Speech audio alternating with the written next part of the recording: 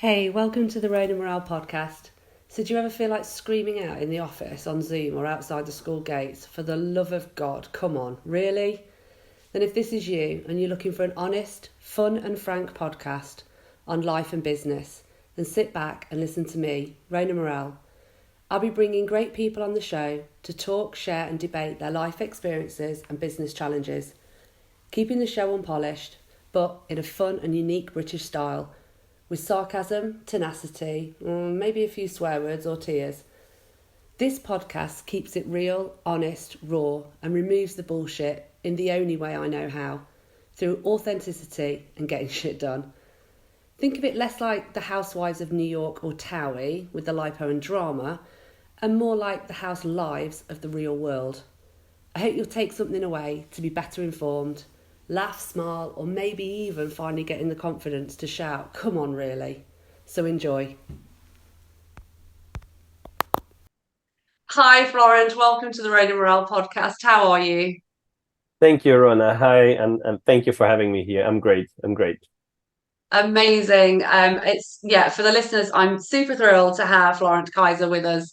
Florent is out in Peru, so it's sort of mid-afternoon over there, whilst I'm recording here in the UK, with a stunning backdrop behind him, and I've just got a fake tree and a giraffe. But anyway, so he wins on that score. I'm just delighted to have Florent. I've been following the journey on sort of LinkedIn, and we've crossed paths before, etc. But Florent essentially is the CEO of the Global Forest Generation, and this is all focused about passionate conservation.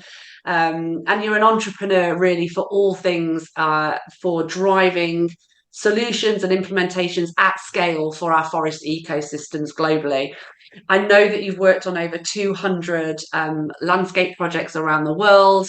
You've lived all over the world: France, Germany, Vietnam, Italy, Europe, and now you're back in Peru. So, definitely in terms experience from a global scale point of view. And some people will also know that Florent and his team were out at the Earthshot prize in Singapore recently and just happened to win one of those prizes. So I say just happened to win. Clearly, you guys are doing incredible things. So it was just rewarded. But on top of that as well, Florent is also on the board of the World Economic Forum for the 1 trillion tree campaign, and also on the global partnerships for landscape restoration. So welcome and thank you. Thank you so much again. I'm super happy to be here with you and to share some of the work that we do. I believe it's important, and my biggest hope would be to bring along many other people to become entrepreneurs for nature. So yeah, super glad to be here.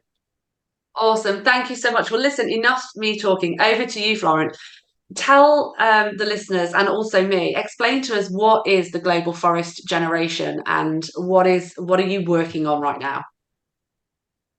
The Global Forest Generation is an NGO, a nonprofit organization based out in the US. What we're doing is we are helping amazing leaders at the grassroots level to mount and conduct some of the most crucial ecosystem restoration programs around the world. Right now, we're focusing in the Andes as our first big project, ACCION Andina. I'll come back to that. But Yeah. why is this important? Global Forest Generation, there's so many people with tremendous efforts around the world that are fighting quite often for their lives, for their ecosystems, for their lands, for their people, and that they're missing a support system. They're missing the big brothers and sisters that can help them be there and build, help them building a successful program that is beyond, let's say, the current round. And that is what we mostly focus on. We're building a generation of empowered leaders that are on the ground that can really make a transformation in ecosystem restoration, and that being one of the most needed efforts on Earth at the moment. We all know we're in a big crisis. We tend to focus on the positive and beyond, on the regenerative focus on what we need to do. We're not dwelling too much into the doom and gloom of the crisis. And a big part of the solution are those people, the people that are making real change already, but with the power of collaboration and the power of bringing all the best from the different worlds we have in this world. We can go a very, very long way. And this is what Global Forest Generation does, as, let's say, the principle level. More specifically, in the Andes, and this is, I'm super thrilled that we were, and honored that we were selected to be the winner of the 2023 Earthshot Prize for our category Protect and Restore Nature. What we are doing in the Andes is, I'll tell you a bit the backstory to it, and so you'll understand how we got here. In 2018, I met a remarkable human being, our co-founder partner, Tino Auca. He's an indigenous leader from a high Andean community in Peru. And in 2018, he invited me and the other co-founders to see some of his work. And what we saw there, speaking on my behalf, really changed my life. It was nearly 1,000 people coming together in a beautiful and powerful celebration of ancestral tradition, planting trees. And we planted, I think we planted 60 or 80,000 trees in one single day that day. And what really struck me that day is when I asked Tino, obviously you've been doing this 20, 30 years here. This is amazing. I see so much potential, the power of bringing those people together and planting trees. And I asked Tino, what is next for you? And I remember his answer, sort of, going wide in his eyes, and you're seeing the visionary in him coming out, saying, I want to take what I've done here for 20, 30 years in this specific part of Peru, all across the Andean mountain range. And for the ones who don't know the Andes is a 7-country-long stretch, over 7,000 kilometers long mountain range that goes from Venezuela, I'll name the countries, Venezuela, Colombia, Ecuador, Peru, Bolivia, Chile, Argentina. I think I got the 7 of them. And it is connected as a high mountain range. It is connected with ecosystems. It is connected with the glaciers that are bringing a lot of water to the entire, both on the one end to the Amazon basin, but also to the coastal cities, representing hundreds of millions of people. And it is also home to a united culture. And I think for the people who know history, the people that are in the Andes, a lot of them were part of the ex-Incan Empire. And Tino's dream when he opened up, I want to bring the work that I've done here in Peru to the entire Andean mountain range. I think there were 2 visions or missions in there. One, bring back those forests. The forests of the Andes have been decimated. There are only down 2 to 10% of native forests in the Andes, and they're super, super important, especially for water security. I'll come back to that later. And so it's tremendously important to bring them back. So a big part of his conservationist vision was, let's bring those back. The second, rather intimate, sometimes less told story, which is deep in Tino's heart, is I want to bring my culture back. I want to empower my culture, the indigenous culture of the high Andes, to be there and to have hope and to live in their land. And a big part of that is by empowering their ancestral traditions, reviving the culture, and doing so in a modern way. And what greater, I think that's his greatest innovation. What did Tino, his greatest innovation that he brought forward was recognizing the power of this ancestral tradition in his culture and putting that to use in the most amazing way to bring back forest and then and restore the lands they live on. And that to me was the moment where I said, whoa, I want to be involved in this. We are going to help you. And so Global Forest Generation, the co-founders, sort of decided, all right, we're going to build an organization that's going to at first help Tino achieve his dream.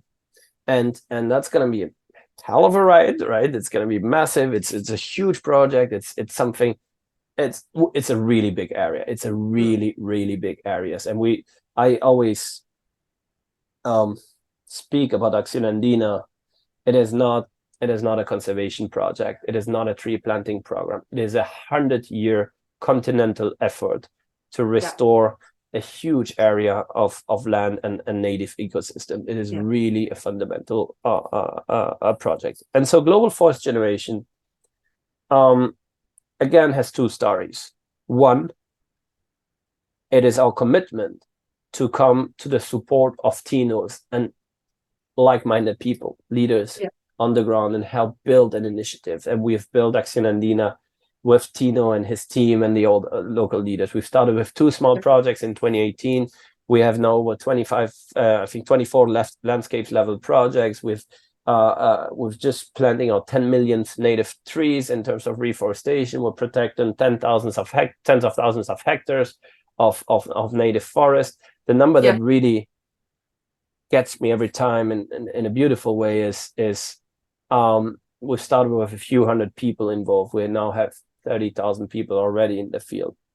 Wow. And and this after just, if you want, five years. And to me, that is very, very significant that we have achieved of building out of, I'm not saying out of nothing, because there was 20-30 years of pre-work, of knowledge, of expertise, of traditions, hundreds of, if not thousands of years of tradition leading up to that. But from a project perspective, really starting as a dream, then a project, and a program, and it's now becoming a movement. And that is really such a powerful thing. And so GFG focuses on building these massive initiatives. And it's our first initiative in the Andes. But our real mission behind that is to also replicate that in other areas of the world. Amazing. Loads of questions coming to mind. I guess the obvious one is that where you are planting the next generation of trees, it can't be very easily accessible, I don't imagine, in a lot of places. I mean, even from the picture behind you, it's not like going into a field or maybe the flat plains and planting mangroves. I can imagine it's quite challenging terrain. Absolutely, but this is just terrain. I think if you think about the challenges we have on Earth, if we would think about easy and difficult and start spreading that out, I don't think it's that's not a problem we're looking at. And yes, it affects cost.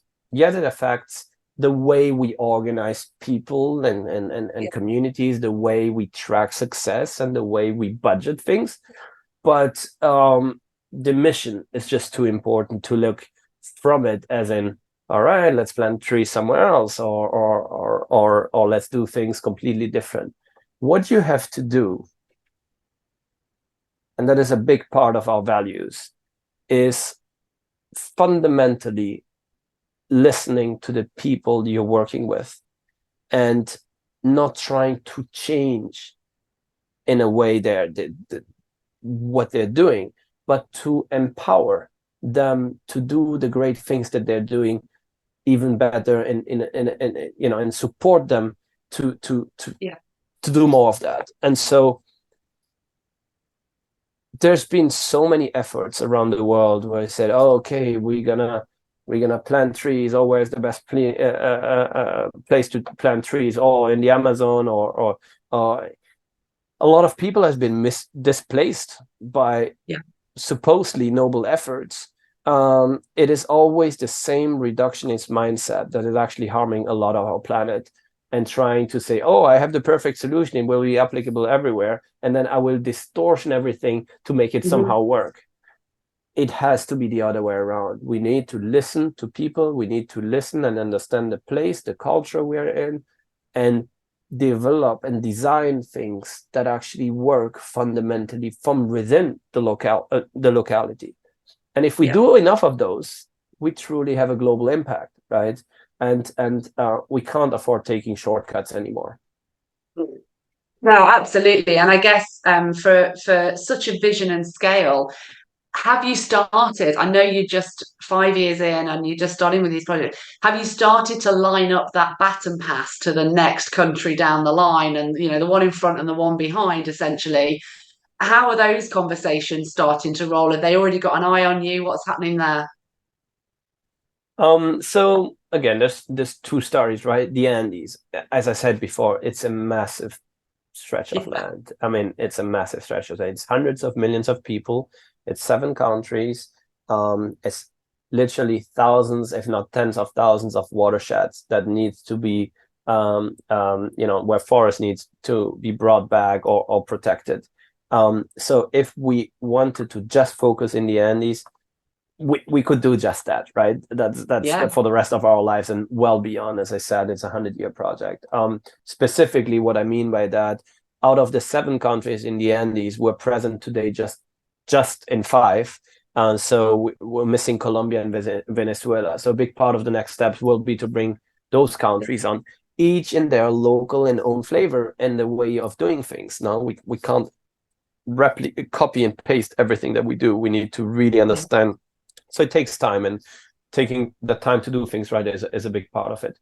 Now the second story is, yes, absolutely. We're starting to look at what would it look like to replicate in other areas of the world, and what are the places that are in most need and have the biggest potential to do so.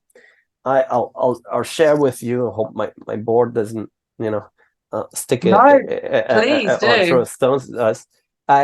My personal dream would be to take the work that we're doing. It's not to take the work that we're doing, to take the learnings that we have acquired from working in the Andes and design and build something as powerful in the Himalayan mountain range, for a lot of reasons. From a geographic perspective, a similar sized piece of stretch of land. From a ecological perspective, the stories of glaciers melting and forests being forest and ecosystems being the only natural substitute to hold waters in the altitudes and contribute to climate resilience further down the line by providing continuous flow of water and many other things, is a very similar story. Socially and culturally, yes, it's not the same communities, but as we know, in a remote place on Earth almost, there are communities that have lived there for hundreds of years, and they have traditions. And it is, again, not trying to bring what we've done in the Andes to the Himalayan mountain range, but the principles that we operate with that could work with local community to find the common thread that would allow us to build such an initiative in the Himalaya. The only true difference that I see, and I'm super happy to people tell me or teach me, about other things, but is politically. I mean, while literally in South America, all the countries tentatively work with each other, it is a bit more complicated in South Asia. There's Pakistan, India, there's a lot of rivalry. India, China, there's a lot of rivalry. But hey, I believe in the power of nature and the necessity, and there will be a form of things that we can do there. And in fact, there's a lot of interest. I've been contacted by major companies in India. I've been through the work you mentioned at the beginning, World Economic Forum. There's a chapter of an Indian chapter of 1T.org, the Trillion Trees campaign, that gathers a lot of companies and change makers in the region. They've been super interested. Tino himself has been invited by a conservation group to come out and sort of inspire people with the work that we've been doing in the Andes. So there's a lot of things forming, but it will take time. It's exciting. Yeah, absolutely. And listen, I'm not sure how, maybe you can answer this, but let's envisage 100 years time, and we've brought back those beautiful forests to the Andes, and let's go all out and say we've got it across the 7 countries. Um, what sort of impact will that have for those countries, for the ecosystems, be it wildlife, water, retention, all of these things? What benefits is that going to bring for those people who might not quite understand the scale of what it could deliver? What would that look like? All right, I think I'll bring something. I'll bring some themes up, and then highlight one or two with examples. Most importantly is water. Again, glaciers are melting, and they're melting very fast. And sadly, and for whoever has seen and is aware of a particular glacier and has, come repeatedly over a decade's time, you see them disappearing. They're leaving Earth. They're just disappear, and they are going to vanish. I mean, 20, 30 years from now, they won't be, these massive glaciers that we have in the Andes anymore. And so what that means is that they're holding millions, actually billions of liters of water. And that is what feeds both the Amazon and capital and every other city. If they're gone, we have a serious problem with water security in South America. I'm speaking symbolically in other parts of the world as well. Sure. And we have hundreds of millions of people living in South America. I don't know the exact number of people depending on exactly that flow of water, but what I can say, it is significant. And so countries and states and people and cities and communities will have a real problem if we're not doing anything. And the truth is, beyond our reductionist thinking, quite often that we can all fix with technology and infrastructure, we're not prepared for what's coming, right? And I don't usually go in and paint a grim picture, but it is something unprecedented. And so, as I said before, 2% of the forest, and I need to tell you why this is why the polylapis, the forest that we work with, is so important. Polylapis trees or forests, the native polylapis trees have a magic power, if you want. When they grow and they become old, moss accumulates on their branches, and that moss has the ability to filter out water almost from the air. And when a moss becomes wet, it becomes heavy, so they start dropping. So water condenses on it and drips down, but also over time, this moss sort of sponge-like things start dropping on the floor. And over decades and centuries, that builds up huge water reservoirs and carbon layers. So a lot of these forests have contributed to building a lot of these, some of the most deepest and biggest carbon storages, but also a lot of the water reservoirs in terms of wetlands and peatlands across the high Andes. And this is what ACCION Andina is working on. We're working on, as we know, the glaciers are melting, and water, the only thing that will hold the water back will be, besides infrastructure, will be forest and ecosystem in the highest part of the Andes. And it affects major capital cities with dozens of millions of people in it. Spread out in several capitals. It has a huge health, national security, land security function over time. We're speaking really about the lifeline of South America here. And so that is very, very significant. And in our goal setting, we have 1 million hectares of forest to be restored by 2045. To me, that is both an aspirational goal, but also a tiny portion of what needs to be done. If we're really serious about water security, we'll need, to do millions and millions of hectares to have a real impact on at the scale needed to secure water for the continent.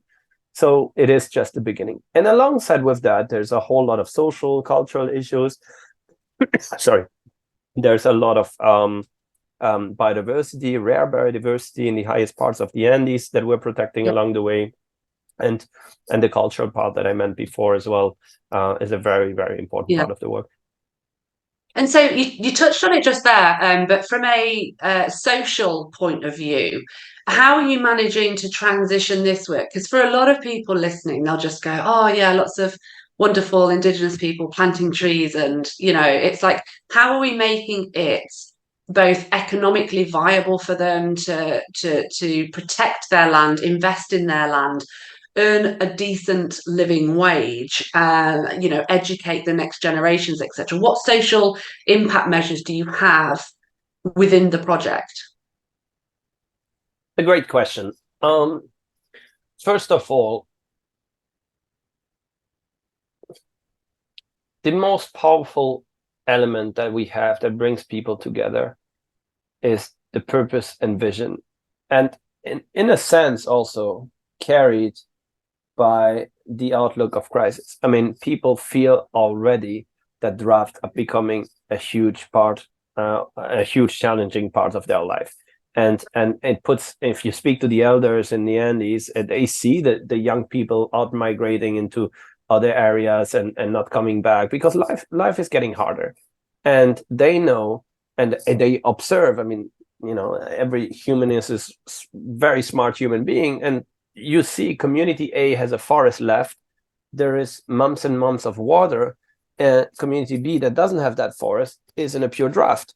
And so people understand that there needs that something needs to happen. Then the second key is to making that happen. And so the project has a particular, there's a lot of ground motivation by the communities to actually get going. More often than so, communities are actually approaching us. We're not going around preaching, you should restore your forest and so on. Communities are approaching, we need to restore our forest, come and help us. So it's a very different starting point, and it's fueled by a collective identity. The second part, which is exactly that collective identity, what we have been able to do through ACCION Andina and through the ancestral heritage that there is common across many of those communities, is to find a common model and common identity. Everybody has that challenge, and everybody recognizes, and everybody has those ancestral principles of Aini and Minka, which is called reciprocity and communal service. I can go back into that. But that allows people to feel part of the same thing. And that is a hugely powerful element. And to explain what that means, when I always try, people struggle to understand. So Aini and Minka, I need to explain to you what it is. Aini and Minka is an ancestral principle of the high Andes. Aini means as close as reciprocity. That's something we would call reciprocity. So if you do something good, I'll give something good to you. It's really that interdependence and interrelationship. And Minka is communal service. It's doing collective work together. And Aini and Minka together means that communities in the Andes, basically the Inca used that to build their empires. And that's why we are doing great works for the common good, right? And they utilize that to build massive aqueducts and roads and fortresses and so on. And so Tino's magic trip was to revive those ancestral principles of Aini and Minka and unite tens of thousands of people to do so. And what I wanted to tickle out with that is that before you go purely into impact and social and economic metrics, especially if you speak to the communities, the water security, thus the worry about their future and life.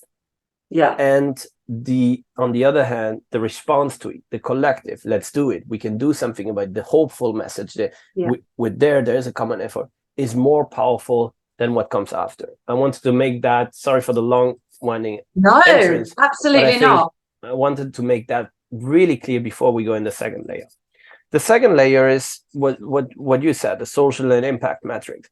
The model has to work for the communities. Nobody on earth will just go out and say, I'm gonna start it's not nobody on earth. There's people that are doing that, but there's a lot of people that need an extra motivation inside. So your model, as you set this up, has to work for the communities. You can't expect from a community to just stop everything else that they're doing to feed themselves and generate economy for their households and dedicate their entire life to the greater good.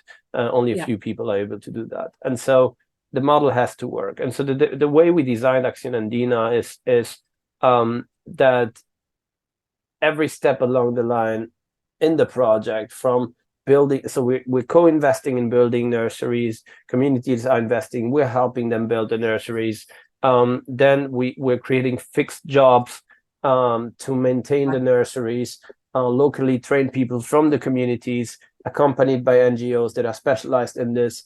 They're managing sort of the nurseries with families from the communities that are sort of providing the men and women power to to grow the saplings. And then at the end of the production period, which takes a long time in the end, is 11 months ish, the project buys the saplings from the community symbolically, because we're not taking, we're not buying and take them then away, but we're retributing financially to an extent which that the community gathers in a communal fund. So it's not that they were paying people per se, specifically, you have worked on that saplings, you will get. We're actually providing funds to the entire community, and the community chooses and decides entirely up to them how they're going to use the money. And because we work a lot with indigenous community, and this is very different to communities that don't have such a strong indigenous background or heritage anymore. The indigenous communities, when it comes into communal fund, it is actually decided by the entire communities how they're going to spend the funds.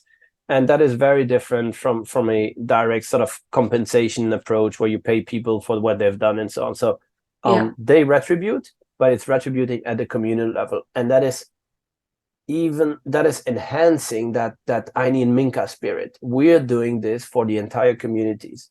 So that's a big part of that. And so that helps increasing the economy. That helps. Typical use cases of that money is we're gonna repair the school, we're gonna buy solar panels to get electricity, we're gonna repair the access road, and more as the project moves on is communities wanting to invest in a second nursery, for example, or expand the nursery. And so there is a forming restoration or regenerative economy forming, facilitated by the project. And over time, we've seen this in some communities, they start producing saplings also for outside groups. For example, the government, they start wanting to reforest. So it's becoming a market. It's slow. I won't lie here. It's slow. But we have 100 years effort. So we believe in the power of making things happen.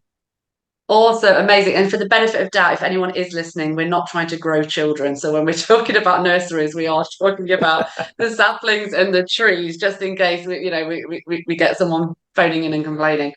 No, I mean I think that's always important to see. It's kind of, there's always that economic, financial point from a Western point of view. It's like, well, what's in it for me? What's the money? What's this, and this? But I think showing that complete, more of a cooperative benefit to a program and a plan is just incredible to see. How do you hope that, apart from the obvious benefit of funds, but how do you hope to really use the Earthshot Prize win as a springboard? What has already happened, I guess, from you guys and the team? Like, what's it going to enable you to do that maybe you might not have been able to do before? It's a great question. And we're literally these days working on the plan to actually utilize that money. The power of the Earthshot prize money is, let me start the other way around. The money aspect is the cherry on top. we're super grateful, we're super honored for that prize, and it's going to help us a lot. I'll go into that, but the money is the cherry on top. Yeah. The real value of the Earthshot is the network behind the Earthshot prize, and it's access to amazing organizations, peoples, funders, celebrities, change makers, entrepreneurs. Literally, it's almost a menu of opportunities unfolding in front of you. And paired with the two, I would say, superpowers that the Earthshot has, this entire field of media and telling your stories and sharing your story with the world. And the second is access to donors and powerful groups that have the funding that could allow us to build things. So we look very much forward to capitalize on that. And I was jokingly saying, well, because there is always this Earthshot explained that the inspiration was the moonshot, which was the US's efforts to bring the first man on the moon. And I think I forgot the right numbers, but they had definitely more than £1 million available to them. I think it was $1 trillion or something. So and I was joking, well, if we spend $1 trillion to get on the moon, how much should we spend in saving our home?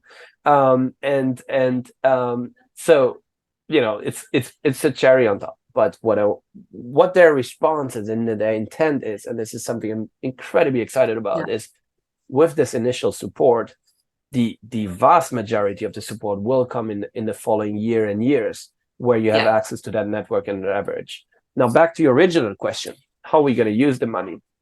So Global Force Generation in ACCION Andina takes a lot care of the strategic growth of the strategy to grow and scale the organization. That's our specialty, and that's a very good example of how we are helping local leaders conceptualize growth and sustainability over time. How do we turn a 2-year funding project into a 100-year vision, right? And how do we build the mechanism? And frankly, we're quite often bashing on the West and so on. Some of the mindsets that we have built through capitalism and so on, a lot of them are harming our planet. Some of them are amazing in unlocking additional funds and structures and sustainability. So I think that the narrative that I'm trying to approach this with is, we are at the time where ACCION Andina has 5 years in, has demonstrated the model is right, and it has a huge potential. This is a 100-year effort. What are the things that we now need to do to unlock the potential? From a financial perspective, we need to not just spend the money indirectly right now on 1 million trees or whatever, but on how can we turn that £1 million into 10, 50, 100 million pounds, right? By doing the right thing and setting the right structures. And that has to do with building teams and building systems and getting a story out there. Second, I think, so making much more money of that. Second, I think is we need, and you see me not struggling, but we haven't formalized yet the plan, but I think we need to learn and invest on how to tell our story in a much more significant way with the rest of the world and within the region. And so I think there's a lot of work ahead on media and communications around it. You can just see from the background, it is a spectacular place to be in the Andes. The communities have such a magic power of attraction, and every picture is inspiring to global audiences. Honestly, we don't have yet any of the structure to actually communicate the sheer beauty and potential of that project. So that's a second part where I would like to reserve a portion of that money to build a powerful communications team. Amazing. The third, I would say. Oh, by the way, Florent, I'm only charging you $500,000 for this podcast, so that's fine. I can don't worry. Nail that one for you. Yeah, as long as you bring me 50 in, I don't care how much you charge. I think the third. So in these two aspects alone, there's lots that go in there. It's building teams, it's hiring people, it's improving systems, it's paying for professional grade partnerships, and all these things that you're scared to do when you're in a place of scarcity in a small NGO. And I look forward, especially to the Earthshot Accelerator, I look forward to finding who are these companies that can help us put our scaling plan together. And we're looking at building a trust fund in the Andes to channel money from the region and disperse this into projects. So there's lots of things in the works. Brilliant. I think the last piece is getting going, really setting the first cornerstone to get going into designing, I would say scoping, exploring first before designing new initiatives. What is our next place? And so what that would mean is, can we have a part of a team dedicated to figuring out what could something in the Himalayan look like? And if they take 3 months, brilliant. It won't take 3 months. If they take 2-3 years, we will wait until we find the right approach, because we can't afford doing things wrong.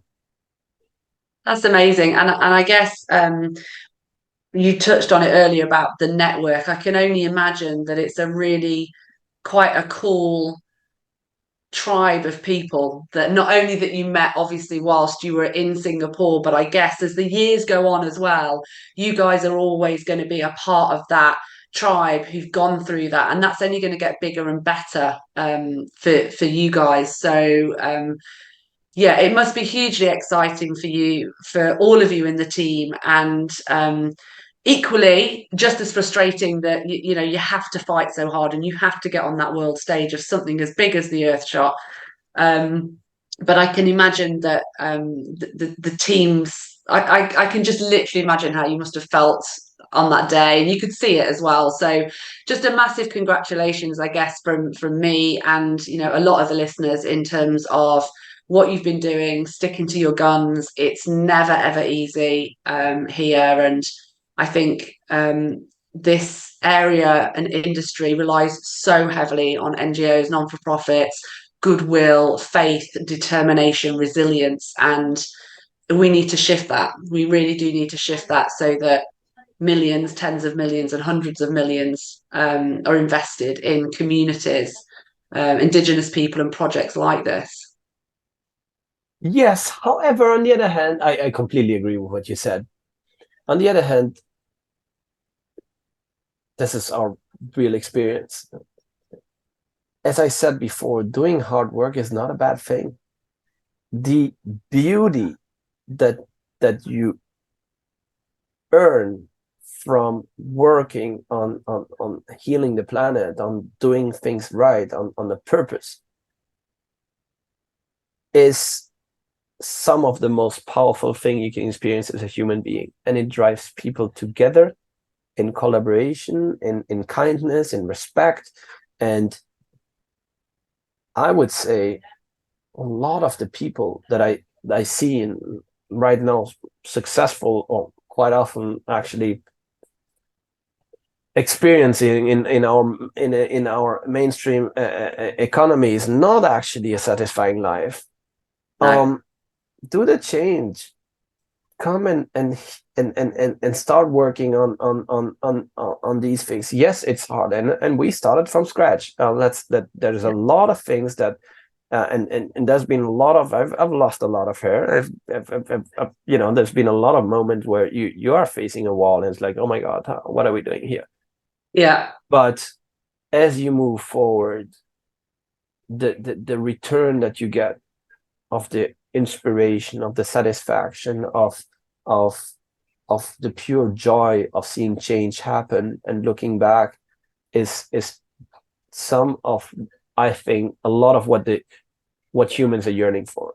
And when I go to London and when I go to New York and speak with people that are working in whatever, business and kind of thing, I see an incredible lot of these people being heavily frustrated. And come out, plant trees. You'll see how you get a big smile despite the sweat and the. Anyway, I'm talking on symbolically here, but who said that saving the planet has to be a nasty work and a not fun work? It can be a very, very, very fulfilling part. I'm saying this, however, with big respect. There's a lot of problems in the world, and there's a lot of sadness in the world, and just thinking of conflicts and so on. So I'm not going to paint here a picture that every nonprofit work is beautiful. There's a lot of despairs, and there's a lot of things that require a lot of, extra human efforts to do things. But I wanted to people know that the journey of even conceptualizing healing the planet, that thought that when you dive into it is step by step feeding you with immense power and excitement for the decades to come. And I think that is hugely important for people to know, because a lot of people I get this question a lot. How do you keep being an optimist when the world is going down? It's like, yes, if we don't do anything, the world is going down. But I fundamentally believe if everybody does something together, we can build a different world. And what is there more exciting than building a new, powerful, positive world for us? So anyway, I'm an optimist. So. No, I love that. I think that's probably a beautiful way to end, and a beautiful call to action. It's like, just give it a go. And actually, if all of these people doing all of these amazing things that I get the privilege to speak to actually works out okay, then wow, like nobody I've spoken to on this podcast, do you look at their idea or their business and go, well, that's absolutely awful, and why would you do that to a person or our natural resources or our animals? Like, so it's like, I really resonate with that optimism and hope that we've got people, sort of the next generations coming through at that starting point, and then people of my age and older who are going, hold on a minute. So that, I think it's a beautiful call to action. I think I completely agree with you. Take yourself out in that moment and deliver something that generally meant something for somebody else or something else, and it becomes addictive. It becomes like a drug. So listen, kudos to you and the team. I just wish you the very, very best of luck with everything. I hope the Earthshot really does springboard the mission. I hope you get to the Himalayas. I hope you complete the next 100 years. I definitely won't be alive to see it, but then that's why we do what we do. It's those intergenerational benefits that hopefully at some point I can say I told you so, even from the grave. So thank you, Florent, for joining me tonight and today for you. So best of luck. Thank you so much, Rona, and thank you very, very humbly. Thank you for helping us share our story in the world. And I invite anybody that is interested in engaging into this beautiful journey of restoring Earth to reach out to us and have a conversation. And there's so many things we need to do together. So kudos to everybody who is doing beautiful work. And if you can go out and take people around you and help them get going, I'm very, very confident we'll fix this crisis we're all in together. Thank you, Rona, for this opportunity, and Awesome. Amazing, Florent. Take care and have an awesome rest of the day too. Thank you. Thank you so much. Bye-bye. So that's it. You've made it. The show's over. Thank you for being with us. I hope you've been able to take something away, maybe solve a problem, or just know you're not alone. Here's hoping it made you smile with a few laughs along the way. Please feel free to find me on all social media channels, and you can subscribe to my YouTube channel. Just search the Rona Morale Podcast. Have an awesome day and see you next time.